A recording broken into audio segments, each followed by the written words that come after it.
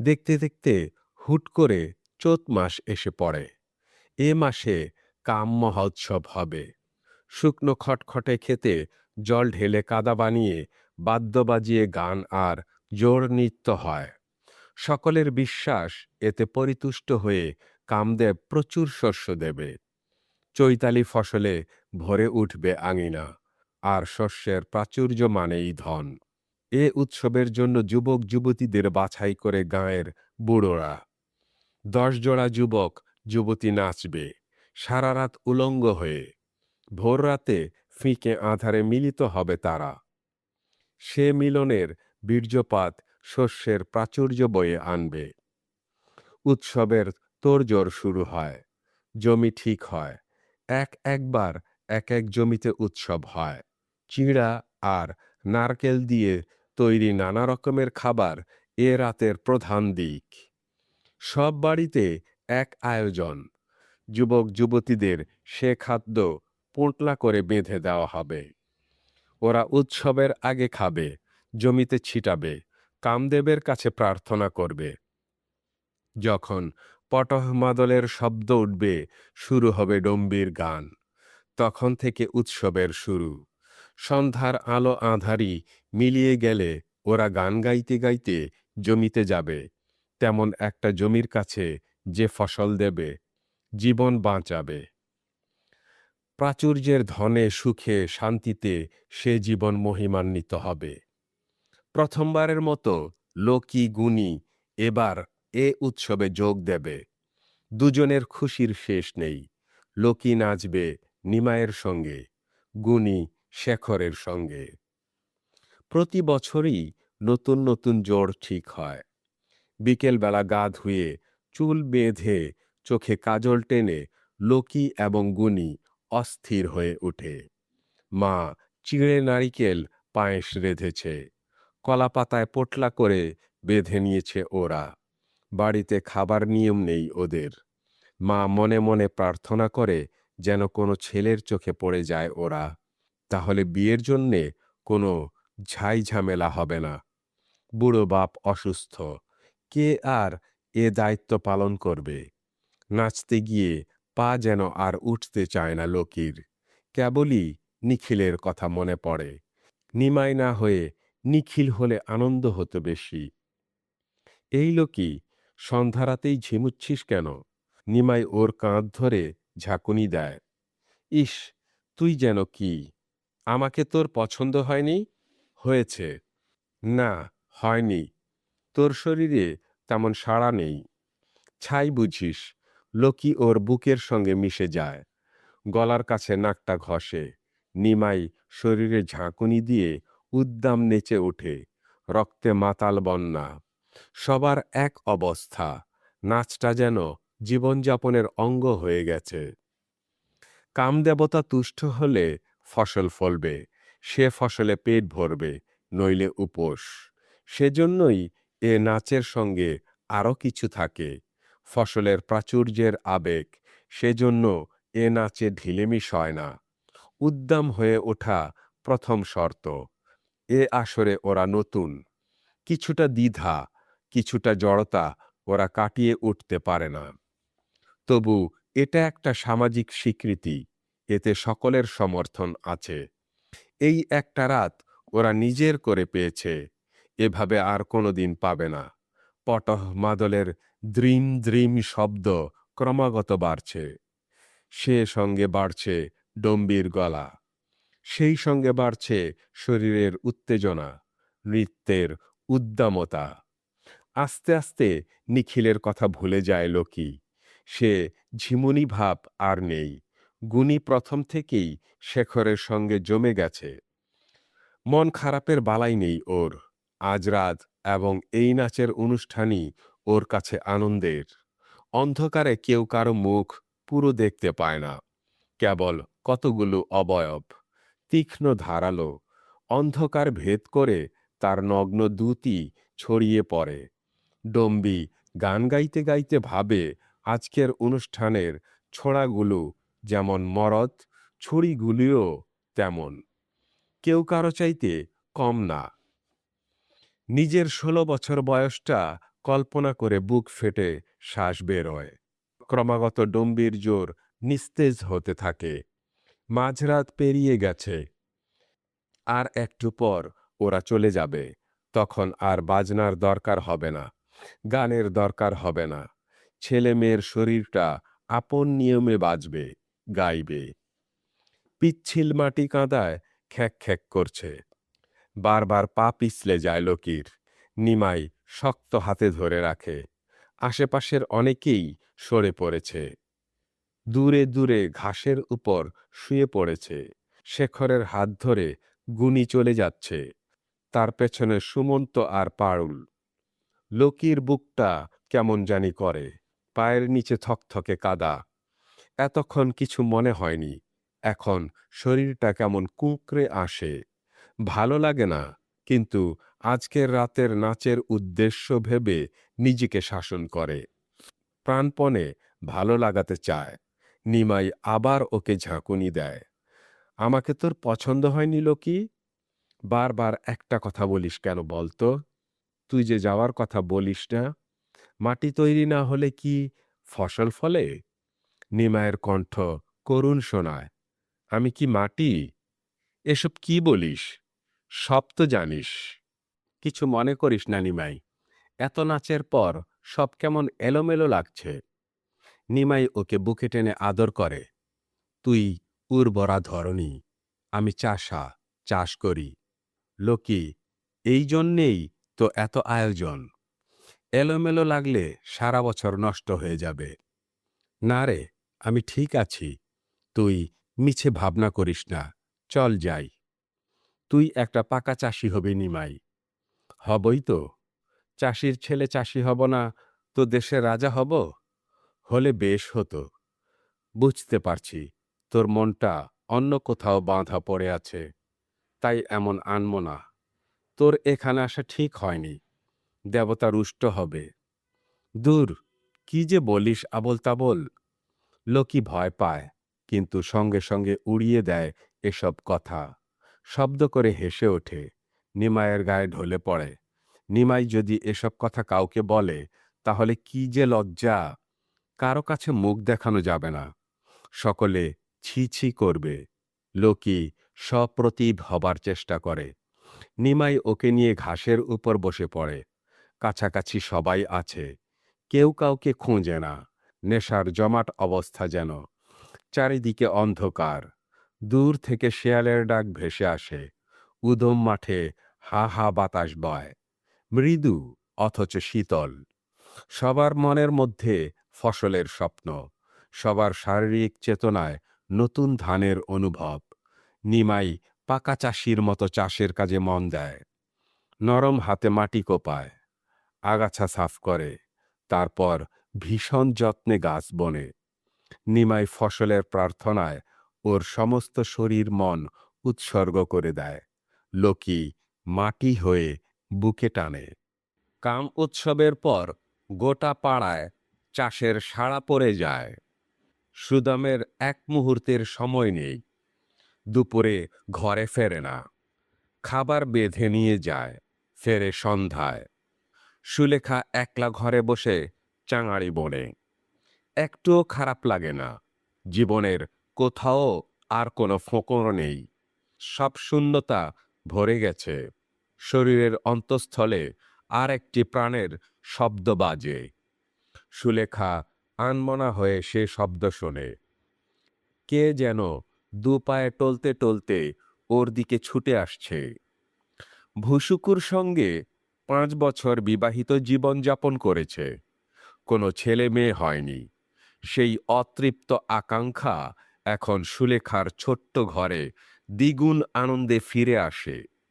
যেদিন সুদামকে খবরটা দিয়েছিল, সেদিন সুদাম কেমন বিব্রত, ভয়ার্ত মুখে ওর দিকে চেয়েছিল।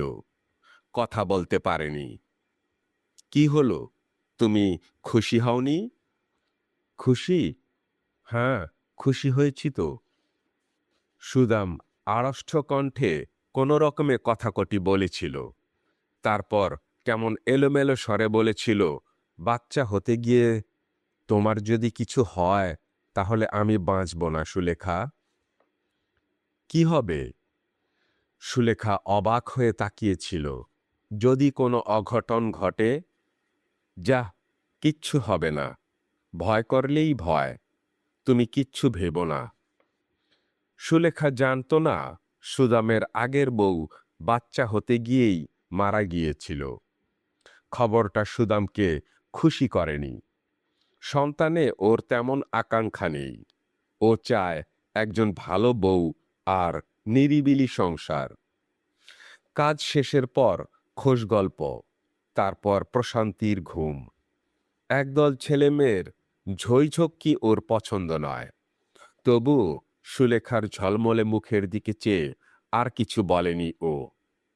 একা একা বুকের মধ্যে অকারণ বেদনা বহন করা, সারাক্ষণ হারাই হারাই ভাব। চাষের কাজে মন বসে না ঠিক মতো।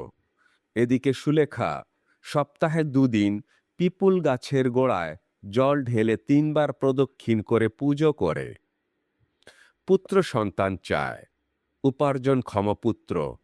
বাপমার বুড়ো বয়সের দায় দায়িত্ব যে নিজের কাঁধে নেবে। সুলেখা পেটের সন্তানকে কেন্দ্র করে সেই অনাগত দিনের স্বপ্ন দেখে।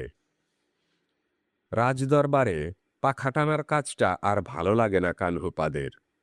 যে কাজটার জন্যে নিজেকে ধন্য মনে হতো, আজ সেটার উপর ভয়ানক বিতৃষ্ণা। জীবিকার প্রশ্নে আপোষে আর মন ওঠে না। অন্য যেন গলা কামড়ে ধরে নামে। সে জ্বালা বিষের মতো সারা শরীরে ছড়িয়ে যায়। মনে হয় অন্ন নয়, অপমান আর অবজ্ঞার দলাগুলো থোক থোক নামছে। সারাদিন কেমন বিষণ্ণ হয়ে থাকে কানহুপাদ। এ চাকরিটা ছেড়ে দিলে একটা অনিশ্চিত জীবনের মোকাবেলা করতে হবে। প্রতিদিন খাবার জুটবে না। দিনের পর দিন উপসেও কাটতে পারে। তবু সমগ্র অস্তিত্ব তাতেই সাড়া দেয়। দারিদ্র্যের আপত্তি নেই, অভাব সইতে পারবে। কোনো কিছুতেই এখন আর ভয় নেই। পিছু হটতে এখন ওর প্রচণ্ড ঘৃণা। একদিন খাবার সময় সবরই কেমন অসহায়ের মতো তাকিয়ে ব্যাকুল হয়েছিল। খাচ্ছ না কেন? রান্না ভালো হয়নি? কানহুপাদ ম্লান হাসে। সবরীর স্মৃতিটা চওড়া মনে হয়। রান্না খুব ভালো হয়েছে, কিন্তু ইদানিং খেতে আমার একটুও ভালো লাগে না। কেন? শরীর খারাপ? কই, আমাকে বলনি তো। আজই আমি হরিহর কবরেজের কাছ থেকে বড়ি নিয়ে আসব। বোধহয় হজমে গণ্ডগোল হয়েছে। সবরীর উৎকণ্ঠিত মুখের দিকে তাকিয়ে কানহুপাদ কিছুক্ষণ কথা বলতে পারে না। একটুক্ষণ থেমে বলে, ভাবছি চাকরিটা ছেড়ে দেব সবরী। কেন? ওদের ওই অপমান আর অবজ্ঞা সইতে পারছি না আমি। তাহলে খাবো কি আমরা? অন্য কোনো কাজ জুটিয়ে নেব। একটু অভাব হবে, পারবে না সইতে? তুমি কি বলো সবরী? সবরী কথা বলে না, মুখ নিচু করে রাখে। তরকারির বাটিটা নাড়াচাড়া করে। সেই আনত মুখের দিকে তাকিয়ে কানহুপাদ বোঝে যে সবরীর সায় নেই। ওই চাকরিটুকুর জন্যে তবু ভাজ জোটে। না থাকলে উপোস। নিরম্ব উপোস মানতে সবরই রাজি নয়। ও চায় একটু সুখ, কিছুটা নিরুদ্বেগ দিন যাপন। সবরই মল্লারি নয়। মল্লারি হলে ওই অপমানের কথা শোনার সঙ্গে সঙ্গে তখনই চেঁচিয়ে উঠত, ওখান থেকে তুমি চলে আসো কানু। দুটো মানুষের পেট একরকম করে চলে যাবে। ও নিয়ে ভাবতে হবে না। তবু ওই অপমানের দলা গলা দিয়ে নামাতে পারবো না। অথচ সবরই কথা বলতে পারছে না। ওর ধাতই আলাদা। কানহুপাদ ভাত নিয়ে নাড়াচাড়া করে। সবরই জল আনার ছলে সামনে থেকে উঠে যায়। কানহুপাদ হাসে। তার এই মানসিক আশ্রয়টুকুর জন্যেই মল্লারির কাছে ছুটে যেতে হয়। ও মাঝ নদীতে নৌকা ঠেকানোর মতো অবলীলায় শক্ত হাত বাড়িয়ে দেয়। একটুও ভয় পায় না। সবরীর আনত মুখের সৌন্দর্য ওকে যতই বিচলিত এবং মোহিত করুক না কেন, সেদিকে তাকিয়ে কানহুপাদ নিজের সিদ্ধান্ত থেকে সরে আসতে পারে না। তেমন বুঝলে শবরীকে রেখে ও একাই এগিয়ে যাবে। প্রয়োজন নেই শবরীর। শরীরের ভেতর কোথায় যেন একটা ইস্পাতের ফলা গেঁথে আছে, সেটা থেকে প্রয়োজন মতো আগুনের রশ্মি ঝলকায়। সে রশ্মি কানহুপাদের ধ্যান ধারণায় নতুন প্রলেপ দেয়। বদলে যায় কানহুপাদ। অপমানের আগুনে পুড়ে ও কালো হয়ে যায়। সেদিন সারাদিন শবরী কথা বলেনি, মুখ গুঁজে শুয়েছিল। কানহুপাদ ওর উপর রাখতে পারে না, বরং ওকে বুঝতে চায়। যে ব্যঞ্জনায় শিল্পী হয়ে ওঠে সে, একই ব্যঞ্জনায় ও শানিত হতে পারে না কেন? যার লক্ষ্যভেদী আঘাতে এফর ওফর হয়ে যায় নির্ধারিত বস্তু। কানহুপাদ মাটিতে বসে শবরীর গভীর চুলে হাত ডুবিয়ে ডাকে ওকে, ওঠো সই, মিছে ভয় পেও না। শবরীর ডাগর চোখের কালো তীরে জলের রেখা। আসলে কানু ছাড়া ও আর কিছুই বোঝে না। কানুর সঙ্গে ওর তেমন কোনো ঝগড়াঝাটি হয়নি। যত মন খারাপই করুক, সেটা কাটিয়ে উঠতে সময় লাগে না শবরীর। আজও ফিক করে হেসে কানহুপাদের ঘাড়ে মুখ গুঁজে। নাকের ডগা লাল হয়ে গেছে। কানু, তুমি যা করতে চেয়েছ তাই করো। দুজন মানুষের আর ভাবনা কি, কোনো মতে চলেই যাবে। এমনিতে তো আমরা রাজার সুখে নেই, আর একটু অভাব হবে এই যা। তুমি সইতে পারলে আমিও সইতে পারবো। তোমার জন্য আমি সব করতে পারি কানু। কানহুপাদের বিস্মিত মুখের দিকে তাকিয়ে শব্দ করে হেসে ওঠে ও, নাকটা চেপে ধরে। দেখছ কি, আমি সত্যি বলছি, প্রথমে মন খারাপ হয়েছিল, এখন আর আমার একটুও মন খারাপ করছে না। আমি ভেবে দেখলাম তোমার কথাই ঠিক।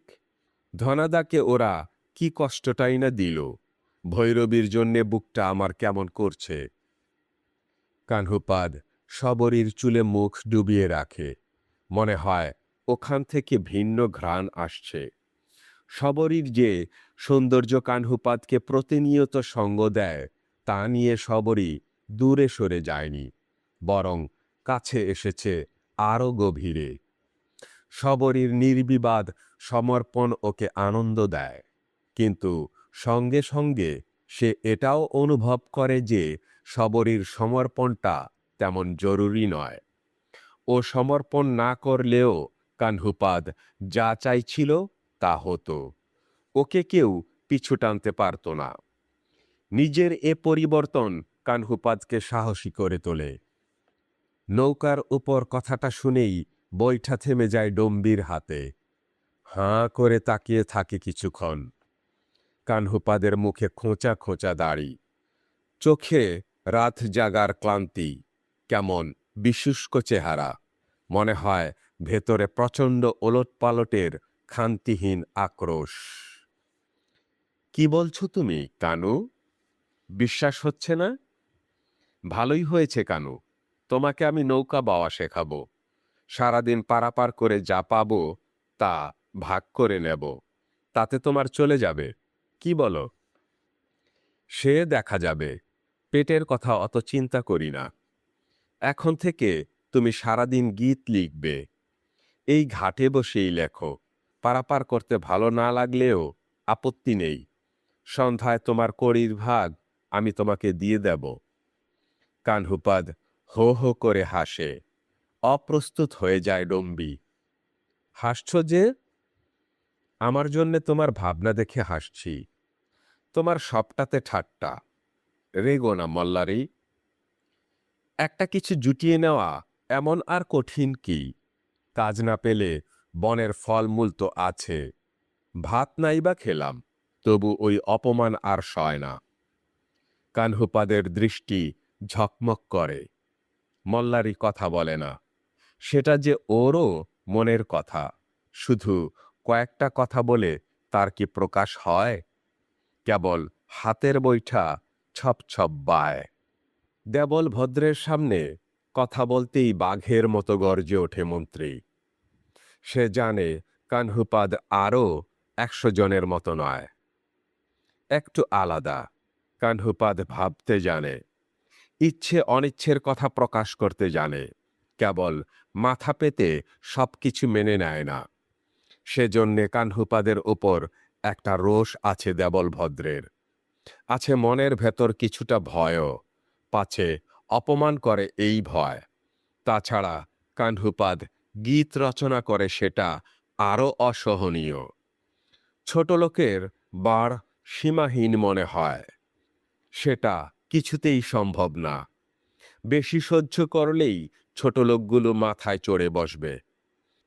কানহুপাদ তার সামনে আর কাজ করবে না বলতেই তেলে বেগুনে জ্বলে ওঠে দেবল ভদ্র। এত বড় কথা তার মুখের সামনে দাঁড়িয়ে বলার সাহস কারও নেই। ছোট লোকগুলো কেবল হুকুম শোনার জন্যে, অন্য কোনো ধরনের কথা বলার অধিকার নেই। তাই কানহুপাদের ঔদ্ধত্য ও ধৃষ্টতা অসহ্য। দেবল ভদ্র পারলে ওর টুঁটি চেপে ধরে। এত বড় কথা বলার সাহস তোর হলো? সাহসের কি আছে? আমি আর কাজ করব না, শুধু এটাই তো বলেছি। কেন কাজ করবি না শুনি? আমার ভালো লাগে না। কি কি বললি? দেবল ভদ্র হিংস্র দৃষ্টিতে তাকায়। কানহুপাদ আবারও বলে, আমার ভালো লাগে না।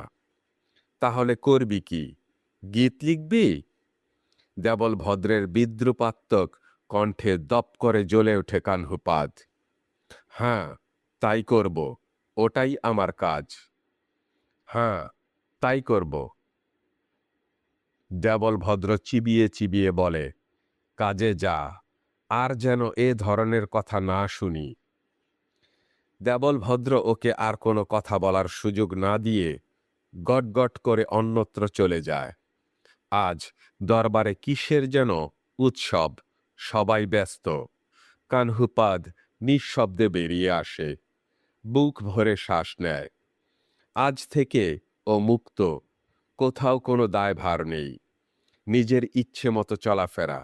তবুও বুকটা থরথর করে ওঠে।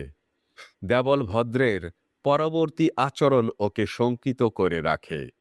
আজ সারা রাত রাজদরবারে উৎসব হবে, কাল ছুটি, তারপর? কানহুপাদ সব ভাবনা ঝেড়ে ফেলে জোরে হাঁটতে থাকে।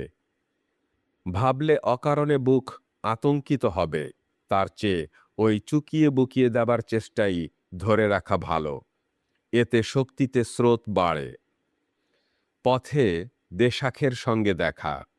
কাঁধে দুটো বনমোরগ ঝুলিয়ে গান গাইতে গাইতে ফিরছিল ও। কি ব্যাপার কানুদা, অমন জোরে জোরে হাঁটছ যে? কাজটা ছেড়ে দিয়ে এলাম। মানে? মানে আর কি, ওদের ওই অপমান আর সইছে না।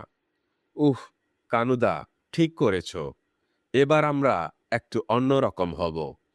ওদের বোঝাতে হবে আমাদের ভেতরেও মানুষ আছে, কেবল ছোটলোক নই। আমারই ভুল হয়েছিল দেশাক। ভেবেছিলাম রাজদরবারে নিজের লেখা গীত পড়লেই আমার ভাষার সম্মান হবে।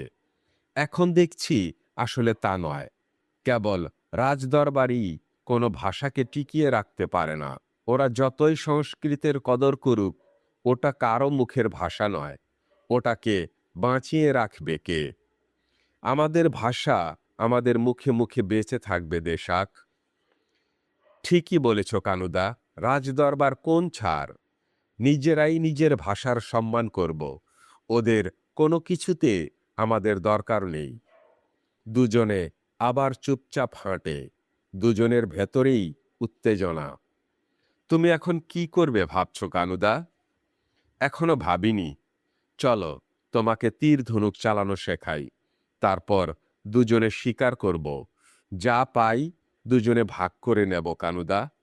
তোমার হবে না তাতে? খুব হবে। তুমি যেন কিছু ভাবছ। দূর পাগল। খোলা প্রান্তরে দাঁড়িয়ে কানহুপাদ ঠা ঠা হাসে। যাদের সম্বল নেই তাদের আবার সম্বলের চিন্তা কি রে? আমিও তো তাই বলি। কানহুপাদ দেশাখের ঘাড়ে হাত রাখে। আশেপাশে খুব একটা লোকজন নেই।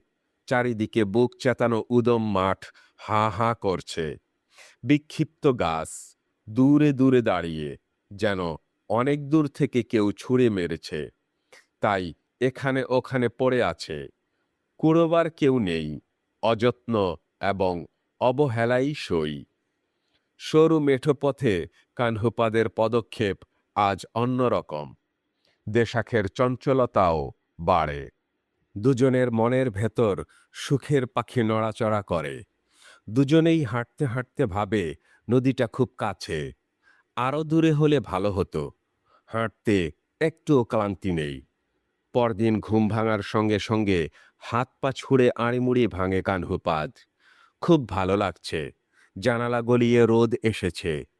কখনো এত বেলা পর্যন্ত ঘুমায় না ও।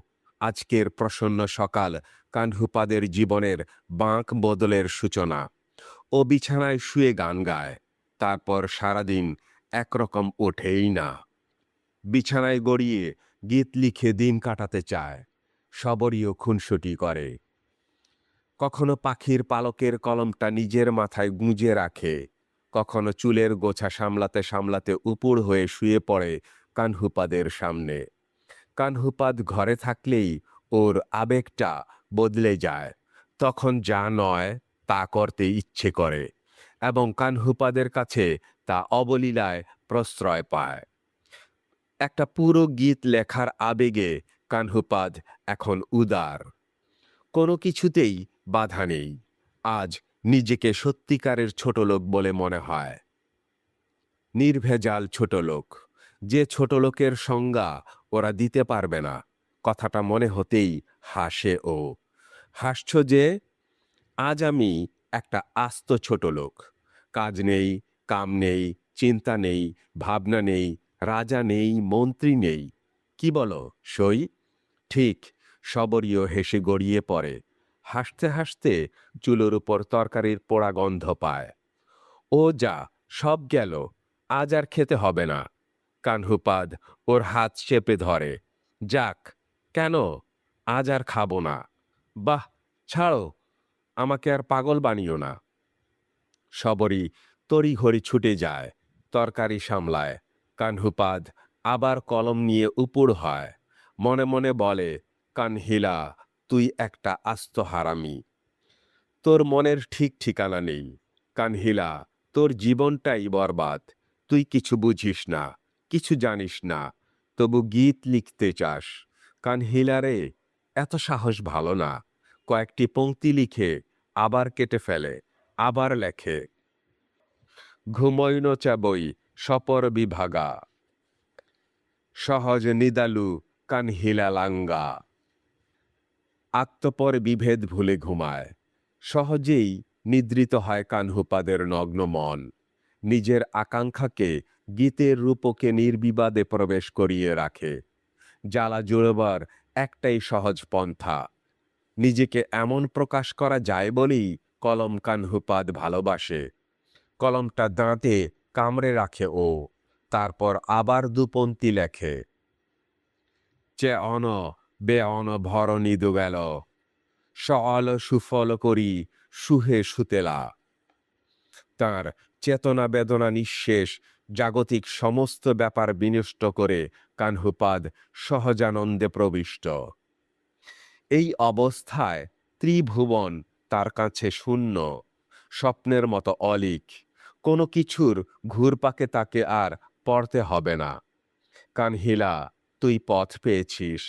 হো হো কানহিলা, তোর সামনে কোনো নদী নেই।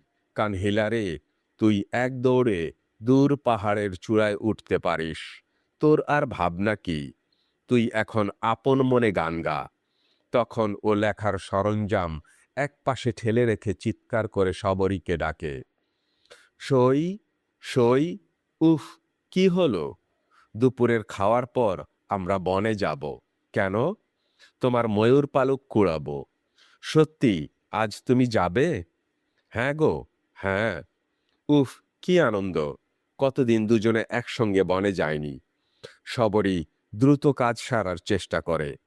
হরিণের চামড়া পেতে খাবার জায়গা করে, জলের ভাঁড় নামায়, ভাতের শানকি আনে। আজ আয়োজন কম, মৌরালি মাছ আর নলতে শাক। বাহ, রান্নাটা খুব ভালো হয়েছে। ছাই রেঁধেছি। আয়োজন তো তেমন নেই। আয়োজন কি হবে, ঘটা করে খেতে ইচ্ছে করে না। অল্প আয়োজনে তৃপ্তিটাই বড় কথা। তাই বলো, আজ তোমার মনে খুশির ঢল। এই ঢলটাকেই সবসময় ধরে রাখতে চাই। মন ভরা থাকলে বাইরের আয়োজন না হলেও চলে। শবরী কথা বলে না, রান্নাঘরে যায়। পায়ের মল ঝুমঝুমিয়ে ওঠে। বাসনে ভাত নিয়ে আসে, বাটি ভরে তরকারি। কানহুপাদ আবেশ করে খায়। খাবার পর পানের রসে ঠোঁট রাঙায়। বাইরে এসে বেলা দেখে, এখনো অনেক বেলা বাকি। দুজন পাহাড়ের গা বেয়ে তড়বড়িয়ে নেমে আসে। শবরীর পোষা ময়ূরটা ওদের সঙ্গে পাল্লা দিয়ে ছোটে। মাঠ পেরিয়ে, ঘাট পেরিয়ে বনে এসে নিজেকে আজ মুক্ত মানুষ মনে হয় কানহুপাদের। এতদিন নিজেকে এক খাঁচার মধ্যে বন্ধ করে রেখেছিল। পাখা মেলে ওড়ার জো ছিল না। চারিদিকে ছিল লোহার শিকের মতো শাসন আর চোখ রাঙানি, অবহেলা আর অনুকম্পা। এখন ও ছাড়া পেয়ে নিজের ভুবনে এসেছে। ইচ্ছে মতো উড়বে, ঘর বানাবে, পাতার আড়াল তৈরি করবে, কারো পরোয়া করবে না। শবরীর হাতটা নিজের মুঠিতে নিয়ে ঝরা পাতার মরমর তুলে গাছের ছায়া হাঁটে কানহুপাদ। ময়ূর পালক কুড়োনোটা ছল, নিজেকে ছড়িয়ে দেওয়ার ব্যাপারটাই প্রধান। পরদিন চারিদিকে কেমন ঝড়ো হাওয়া বয়। বৃষ্টি নেই, গুমট ভাব থমথমে। ঘাটে নৌকা নেই, পথে লোক নেই, আকাশে মেঘ। বিদ্যুতের চাবুক চিরে যায়। জানালায় বসে বাইরে তাকিয়ে থাকে কানহুপাদ। হঠাৎ করে দমকা বাতাসে কেঁপে ওঠে ঘরের জিনিসপত্র। জানালা বন্ধ করার জন্য চেঁচামেচি করে শবরী, কিন্তু কানহুপাদ সে চেঁচামেচি কানেই তোলে না। এভাবে বসে থাকতে ওর যে কি ভালো লাগছে তা শবরীকে কেমন করে বোঝাবে। দই দিয়ে চিড়া মাখিয়েছে শবরী, কানুকে খেতে ডাকে, কিন্তু খাওয়ার জন্যেও ওর কোনো গরজ নেই। তাই রাগ করে শবরী ময়ূরের গলা জড়িয়ে কথা বলে। ময়ূরকে শুনিয়ে শুনিয়ে কানুর সঙ্গে আর কথা বলবে না বলে পণ করে। কানহুপাদের মনে হয় একটা মানুষ যেন বাতাস ঠেলে এগিয়ে আসছে। চেনা চেনা লাগছে, কিন্তু পুরো বুঝতে পারছে না। উপরন্তু ধুলোর ঝড়ে মানুষটাকে কেমন বিভ্রান্ত দেখাচ্ছে। কানহুপাদের ভেতরটা ছটফটিয়ে ওঠে। ইচ্ছে করে মানুষটাকে গিয়ে জিজ্ঞেস করে, তোমাকে আমার চেনা চেনা লাগছে কেন? ভেতরের আবেগটা চাপতে না পেরে ঠাস করে দরজা খুলে বাইরে বেরিয়ে যায় কানহুপাদ। খোলা দরজা দিয়ে জোরে বাতাস ঢুকে, উড়িয়ে নিতে চায় শবরীকে। কোনো রকমে দুহাতে দুয়ার সামলায় ও। দেখে কানহুপাদ সাঁই সাঁই করে নেমে যাচ্ছে। দ্রুত লোকটার সামনে গিয়ে অবাক হয়ে যায় কানহুপাদ। ভুসুকু তুমি? হ্যাঁ, আমি ফিরে এসেছি। ভুসুকু ওকে জড়িয়ে ধরে। স্বজন ফিরে পাওয়ার আবেগ ওর দুবাহুর চাপে। কানহুপাদ সে উত্তাপ অনুভব করে। ভুসুকুকে দেখে আনন্দ এবং বেদনার মিশ্র অনুভূতিতে কানহুপাদ অভিভূত হয়। আমরা ভেবেছিলাম তুমি বুঝি আর ফিরবে না। সেরকম অবস্থাই হয়েছিল, তবু দূরে থাকতে পারলাম কই। ফিরতেই হলো, নারীর টান যে। রোগা হয়ে গেছ কানুপা, আমি আবার গীত লিখব। মনে হয় কতকাল যেন আমি সবকিছু থেকে দূরে সরে আছি। কানুপা, ফিরে আসতে পেরে আমার যে কি খুশি লাগছে তা আমি বোঝাতে পারবো না। তা তো ঠিকই ভুসুকু, নিজের জমির গন্ধ না পেলে বুক উচাটন হয়ে যায়। আমি তো অন্য জায়গায় গিয়ে একদম থাকতে পারবো না। তোমার গীত শোনার অপেক্ষায় রইলাম। কোথায় ছিলে এতকাল? সে মেলা কথা। জলদস্যুর কবলে পড়েছিল আমাদের নৌকা, সর্বস্ব লুটে নিয়ে গেছে। অনেকে প্রাণে মরেছে। আমি এত বছর ওদের হাতে বন্দী ছিলাম, দাস হয়ে খেটেছি। কি যে অমানসিক অত্যাচার সয়েছি, তারপর কোনো রকমে পালিয়ে বেঁচেছি। একদিন বসে বসে শোনাবো সেসব গল্প। সেই ভালো, আজ ঘরে যাও, দম ফেলে বাঁচো। যা ঝড়ো বাতাস, তবু কোথাও থেমে থাকতে মন চাইল না। ছুটে বেরিয়ে এলাম। নিজের মাটির টানে উড়তে উড়তে এসেছি কানুপা। শরীরে শক্তি নেই, তবু কেমন করে যে এলাম ভেবে এখন অবাক লাগছে। মনটা কোনো বাধাই মানতে চাইল না। ভালোই করেছ, তোমাকে আমাদের মাঝে পেয়েছি, এ যে কত ভাগ্য। আমার ঘরের খবর কি কানুপা? ভালো, সবাই ভালো আছে। বউটা হয়তো ভেবে ভেবে সারা হয়ে গেছে। ঘরে যাই কানুপা, যাও। লজ্জিত হাসি হাসে ভুসুকু। ভুসুকু আর দাঁড়ায় না, পথের বাঁক বদলে নিজের বাড়ির দিকে যায়। একটু দূর থেকে বলে, চেনা পথঘাটের গন্ধে আমি পাগল হয়ে গেছি কানুপা। কানহুপাদ কথা বলতে পারে না, মোড়ের উপর দাঁড়িয়ে থাকে। দু এক ফোঁটা বৃষ্টি শুরু হয়েছে, হয়তো হুড়মুড়িয়ে নামবে। তবু ঘরে ফিরতে ইচ্ছে করে না কানহুপাদের। মনে হয় বৃষ্টি নামলে ভালো, মজা করে ভিজতে পারবে। আসলে তা নয়, বিক্ষিপ্ত মনটাকে সান্ত্বনা দেওয়ার জন্য কানহুপাদ বৃষ্টি চাইছে। আসলে তা নয়, ভুসুকুর গীত ওর মনের মধ্যে বৃষ্টি হয়ে নামছে। সেই কয়টা পংক্তি মনে পড়েছে, যে কয়টা পংক্তি ভুসুকু ওকে শোনানোর পর ওকে একদম অন্যরকম লাগতো। মনে হতো ভুসুকুর সঙ্গে ওর অনেক ব্যবধান, ও এমন লিখতে পারবে না। সে পংক্তি এখন কি নির্মম পরিহাসের মতো ব্যঙ্গের স্বরে ধ্বনিত। ভুসুকু আরও একবার জলদস্যুর হাতে পড়েছিল। সেবার এত কষ্ট পায়নি ও। অল্প দিনেই ছাড়া পেয়ে চলে এসেছিল, তখনও বিয়ে করেনি। ফিরে আসার পর এই গীত লিখেছিল, যেমন সময়টা সব দিক দিয়ে ওকে বঞ্চিত করল। বাজনাব পাড়া পুয়া খালে বাহিও, অদ অদঙ্গালে ক্লেশ লুড়িও। আজি ভুসুকু বঙালি ভৈলি নিয় ঘরেনি চণ্ডলে লেলি। ভুসুকুর এই গীতটা কানহুপাদ কোনোদিন ভুলতে পারেনি। বজ্রনৌকা পদ্ম খালে বাওয়া হলো, নির্দয় দস্যু সব লুট করে নিল। ভুসুকু আজ বাঙালি হলো, নিজ গৃহিণী চণ্ডালে নিয়ে গেল। আহা, তখন কেন এমন লিখেছিল ভুসুকু? কানহুপাদের বুক মোচড়ায়। ধুলোর ঝড় নেই, বড় বড় ফোঁটায় বৃষ্টি পড়ে। কানহুপাদ সে বৃষ্টিতে ভিজতে ভিজতে ঘরে ফেরে। সই, ভুসুকু ফিরেছে। ভুসুকু, ওকে দেখেই তো অমন ছুটে গেলাম। কিছু বলেছ?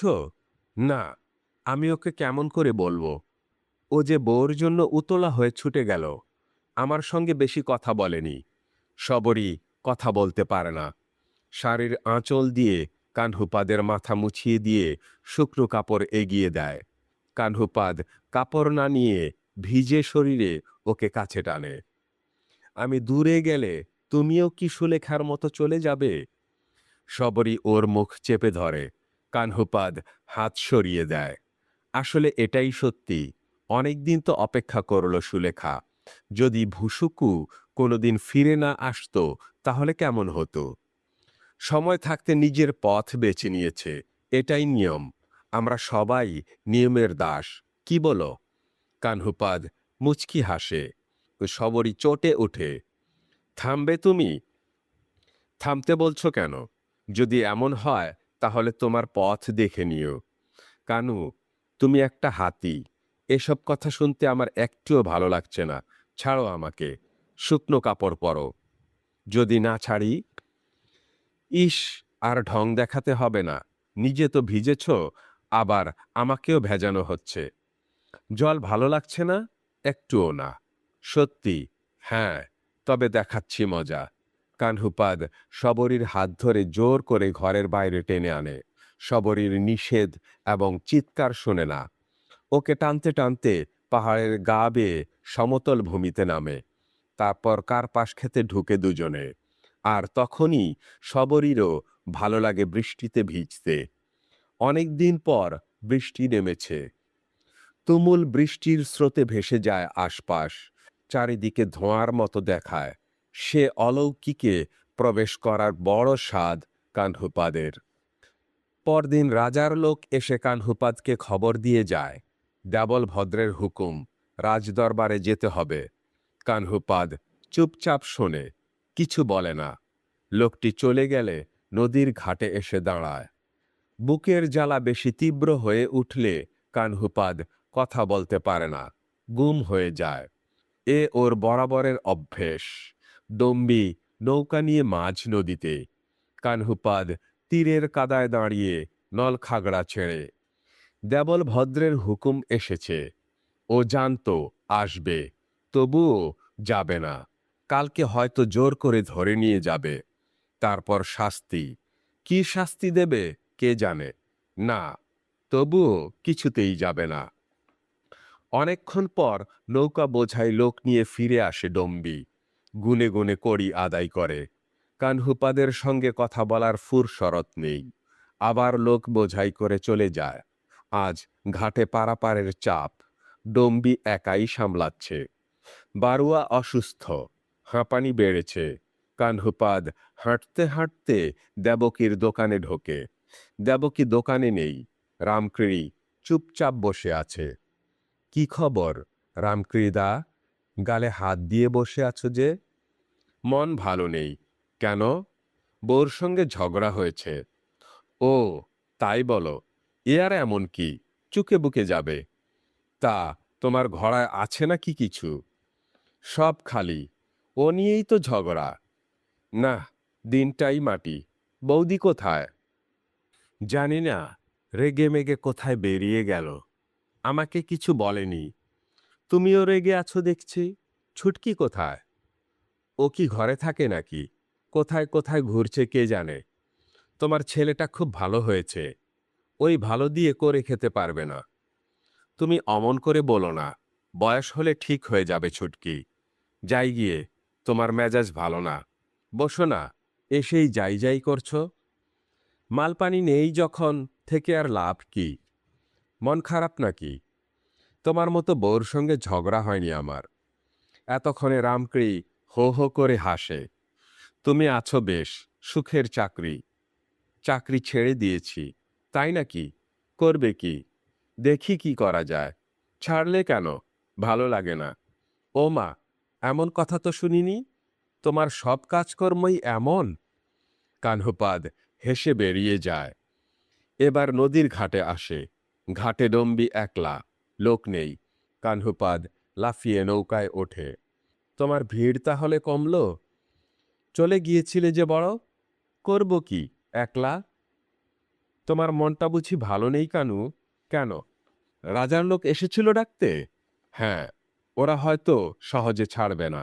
না ছাড়ুক, বেশি আর কি করবে, কয়দিন শাস্তি দেবে না হয়। ভাবনা হচ্ছে? মোটেই না। ভাবনা আবার কি? যা করেছি তা তো জেনে শুনেই করেছি। ডম্বির চোখে ঝিলিক, ঝকঝকে ছুরির চমক। কানহুপাদের মনে হয় ডম্বি ওর কাছ থেকে বুঝি অনেক দূরে সরে গেছে। ওর চেহারায় আগের আদল নেই, বদলে গেছে, ধারালো হয়েছে। ডম্বি কোমর থেকে চকচকে ছুরিটা বের করে। ওটা কি হবে মল্লারি? কি আর, দরকারের সময় কাজে লাগবে। দরকারটা কি শুনি? নতুন গীত কি লিখেছ কানু? এটা বুঝি আমার কথার উত্তর হলো? ওই দেখো, লোক আসছে, নৌকা খুলতে হবে। খোলো, আমিও যাব। কোথায়? কোথাও না, নৌকায় বসে থাকব। তোমার সঙ্গে এপার ওপার করব। সেই ভালো। ডম্বি উচ্ছ্বসিত আবেগে হেসে ওঠে। কানুকে এমন করে পাওয়ার স্বাদ ওর কতকালের, কখনো পাওয়া হয়নি। ডম্বির সঙ্গে নৌকা বাইতে ভালো লাগে কানহুপাদের। কত বছর ধরে এসব কাজ থেকে ও অনেক দূরে ছিল। এখন সবকিছু নতুন নতুন লাগে।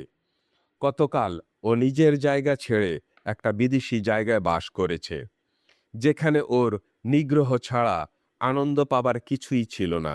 যেখানে কোনো আপন পরিবেশ তৈরি হয়নি। এখন নিজের দিকে ফিরে চাইবার সময় হয়েছে। ঘাটে লোক নেমে গেলে ডম্বি হঠাৎ করেই বলে, আজকাল একটা বামুন আমাকে বড্ড জ্বালায় কানু। কে? আগে দেখিনি। বলে, দেবল ভদ্রের ভাগ্নে। মানা করলে শোনে না। একদিন মেজাজ খারাপ হলে সাবার হয়ে যাবে। কানহুপাদ হঠাৎ করে কিছু বলতে পারে না। ডম্বি অতিরিক্ত ব্যস্ততায় নৌকার কাছি খুলে দেয়। কানহুপাদের হাতে বৈঠা ছপ ছপ শব্দে নদীর বুকে উঠে নামে। দূরে তাকিয়ে দেখে ভুসুকু আসছে। কানহুপাদের বুক তোলপাড় করে ওঠে। ভুসুকুর সামনে নিজেকে কেমন অসহায় মনে হয়।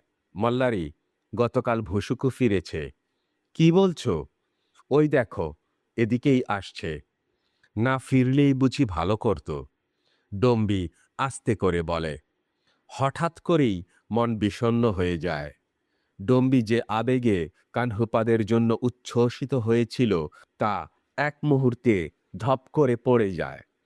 তখন ভুসুকু ঘাটে এসে দাঁড়ায়। কানহুপাদ কাদা বাঁচিয়ে লাফ দিয়ে নামে। ডম্বি আবার চলে যায়। ভুসুকুর সঙ্গে কথা বলা হয়ে ওঠে না। কানহুপাদ ভুসুকুর কাঁধে হাত রাখে। কি খবর ভুসুকু? সারা রাত ঘুমোওনি মনে হয়। ভুসুকু হাঁ করে চেয়ে থাকে। রাত্রি জাগরণের ফলে লাল চোখ, বিভ্রান্ত দৃষ্টি। কানহুপাদের হাত ধরে মাথায় গোটা দুই ঝাঁকুনি দিয়ে বলে, আমার সর্বস্ব লুট হয়ে গেছে কানুপা। তোমার তো গীত আছে। না, সেটাও হারিয়েছে। আমি আর কোনোদিন লিখতে পারবো না কানুপা। জলদস্যুদের হাতে বন্দি থেকে মনে হয়েছিল আমি আর কিছু করতে পারবো না। এখানে এসে দেখলাম সত্যি পারবো না। আমি একদম নিঃশেষ কানুপা। ভুসুকু দুহাতে মুখ ঢেকে হু হু কাঁদে। কানহুপাদ ওর পিঠে হাত দিয়ে নদীর ধারে ধারে হাঁটে। ভুসুকু নিজেকে থামাতে পারে না। ওর বুকটা কাঁদার জন্যে উন্মুখ হয়েছিল। কানহুপাদের স্পর্শে সে মেঘ অবিরল ঝরল। আহা, কান্নাটা কত ভালো। মানুষকে একদম হালকা করে দেয়। নইলে মনটার যে কি হতো। অনেকক্ষণ কাদার পর ভুসুকু থামে। ওকে সান্ত্বনা দেওয়ার কোনো ভাষা কানহুপাদের জানা নেই। আমি কেন এত কষ্ট করে ফিরে এলাম কানুপা? প্রতিটি দিন আমি কার জন্য নষ্ট করেছি? জলদস্যুর কাছে যা হারিয়েছিলাম তার জন্য তো কখনো এমন বেদনা হয়নি। এখন কেন বুকটা ভেঙে গুড়িয়ে যাচ্ছে? তুমি কথা বলছো না কেন কানুপা? তুমি কি বোবা হয়ে গেছো? তুমি কিছু বলো। এখানে আসার পর কেউ আমাকে তেমন কিছু বলে না, কেবলই লুকিয়ে যায়। অথচ আমি প্রাণ ভরে কিছু শুনতে চাই। তোমরা আমাকে কিছু বলো। ভুসুকু কানহুপাদের কাঁধে ধরে ঝাঁকুনি দেয়। কানহুপাদ কিছু বলে না। কি বলবে সেটা ওর জানা নেই। ওর গলার কাছে বেদনা দলা হয়ে থাকে। কিছুতেই নড়তে চায় না। না, তোমরা সবাই কেমন যেন হয়ে গেছো। অনেক পাল্টে গেছো। আমি আর কাউকেই তেমন আগের মতো পাচ্ছি না। ভুসুকু বড় করে শ্বাস ফেলে। শুধু এই নদীর বাতাস বদলায়নি। বদলায়নি ঘাস, লতা। অবিকল তেমনি আছে। যেমন করে আগে স্পর্শ দিত, এখনো তেমন দিচ্ছে। কিন্তু ওরা কথা বলতে পারে না কানুপা। ওরা আমাকে কিছু বলতে পারে না। ভুসুকু, চলো ওই পাহাড়ের দিকে যাই। ওখানে কুক্কুরিপাদ আছে। তোমাদের সঙ্গ ভালো লাগছে না। আমি একলাই যেদিক খুশি সেদিক যাব। ভুসুকু আগে আগে চলে। কানহুপাদ সঙ্গ ছাড়ে না। পেছন পেছন হাঁটতে থাকে। একসময় ভুসুকুর মন ভালো হবে। তখন ভুসুকু আবার বন্ধুর মতো কথা বলবে। ভুসুকুর গীত কেমন নির্মমভাবে ওর জীবনে সত্য হয়ে গেছে। একেই কি ষষ্ঠ ইন্দ্রিয় বলে? হাঁটতে হাঁটতে লোকালয় ছেড়ে আসে ওরা। আশেপাশে আর কোনো মানুষ নেই। কেবল গাছগাছালির অসীম বিস্তার, দূরে পাহাড়। অর্জুন গাছের ছায়া ভুসুকুর নিঃসঙ্গ বুকটার কাছাকাছি হয়। শুকনো কালো বিচির খড়খড়ে শব্দ পায়ের নিচে। হঠাৎ সেই ছায়ায় দাঁড়িয়ে কানহুপাদের মুখোমুখি হয় ভুসুকু। তুমি তো আমার বন্ধু কানুপা, তুমি কবি, তুমি কেন সুলেখাকে আমার কথা শোনাতে পারোনি? কেন বলনি ভুসুকু একদিন না একদিন আসবেই সুলেখা? ভুসুকু তোমাকে ভুলে যায়নি? কানহুপাদের মনে হয় অর্জুন গাছের বাকল দিয়ে কি যেন একটা ওষুধ হয়, সেই ওষুধ দিয়ে কি ভুসুকুর বেদনা কমানো যায় না? পাহাড়টা আর বেশি দূরে নয়, নির্জন পরিবেশ, ভারী চমৎকার দেখাচ্ছে চারদিক। কানহুপাদের ইচ্ছে করছে এক দৌড়ে পাহাড়ে চলে যেতে। ভুসুকু একগাদা অর্জুনের বিচি হাতের মুঠোয় তুলে নেয়, ইতস্তত ছুঁড়ে ছুঁড়ে মারে, কখনো অনেক দূরে ছুঁড়ে দেয়, অকারণে হাসে। বুঝেছি, তুমি আমার কোনো কথারই উত্তর দেবে না কানুপা। কানহুপাদের কাছ থেকে কোনো উত্তর না পেয়ে ভুসুকু আবার সামনে হাঁটতে থাকে। পাহাড়ের গুহায় কুক্কুরিপাদের আশ্রয়। দুজনেই সামনে গিয়ে দাঁড়ায়। সন্ধ্যা নেই, নিশ্চয়ই ফলমূল কুড়োতে গেছে। কুক্কুরিপাদ যোগীর ধ্যানে নিমগ্ন, ডেকে সাড়া পাওয়া গেল না। ভুসুকু হাত ওল্টায়, তারপর পা ছড়িয়ে ঘাসের উপর বসে পড়ে। নরম সবুজ ঘাস, কোনো ব্যবহারে মলিন নয়, স্পর্শ শরীর ঝিম ধরিয়ে দেয়। আচ্ছা কানুপা, সুলেখা কি ভেবেছিল আমি মরে গেছি? তা কি করে ভাববে? তবে ও কেন অপেক্ষায় রইল না? জীবনের অনেক কিছুই আমি জানি না ভুসুকু। ততক্ষণে ভুসুকু শব্দ করে হাসে, প্রাণখোলা হাসি। কানহুপাদের ভালো লাগে। সত্যি কথা বলেছ কানুপা, জীবনের অনেক কিছুই আমিও জানি না। মাথার উপর সূর্য, মাঝে মাঝে মেঘের আড়ালে যায়। ভুসুকু টান টান হয়ে শুয়ে পড়ে। রোদের এই আলো আঁধারি আলসেমি ধরায়, শরীর ম্যাজম্যাজ করে। ঘাসের ডগা চিবুতে মন্দ লাগে না কানহুপাদের। ঘুম পাচ্ছে কানুপা, ঘুমাও। মনে হচ্ছে কতকাল ঘুমায়নি। এতদিনে নিজের মতো একটা বিছানা পেয়েছি। বিশেষ সময়ে সুলেখা যেমন বুকে জড়িয়ে ধরত, ঘাসটা আজ তেমন আমাকে মেয়ে মানুষের সোহাগ দিচ্ছে।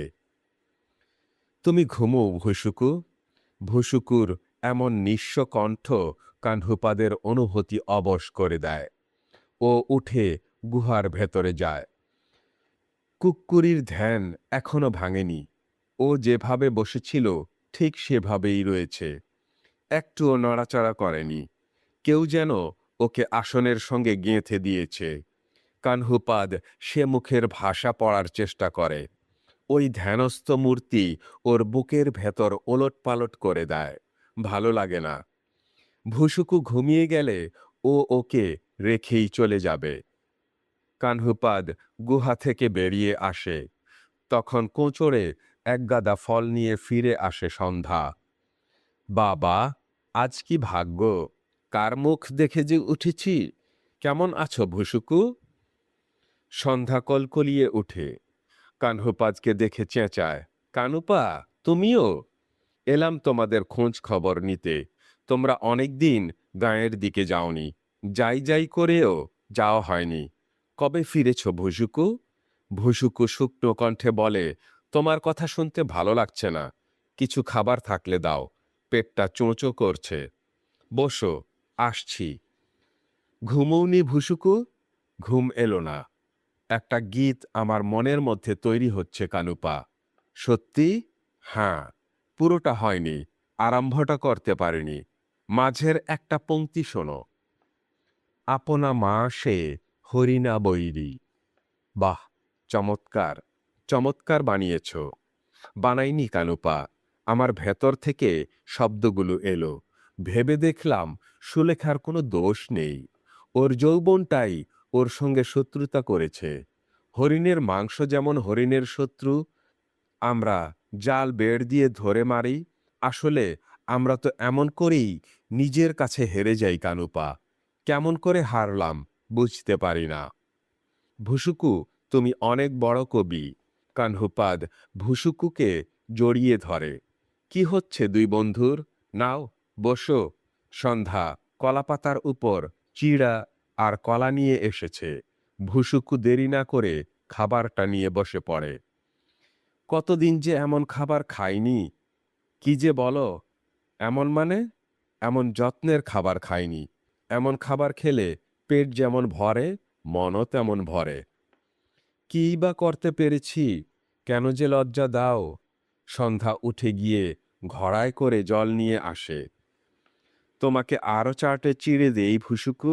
না, তুমি বসো। সন্ধ্যার মুখে আনন্দের হাসি। ভুসুকু তাকিয়ে থাকে।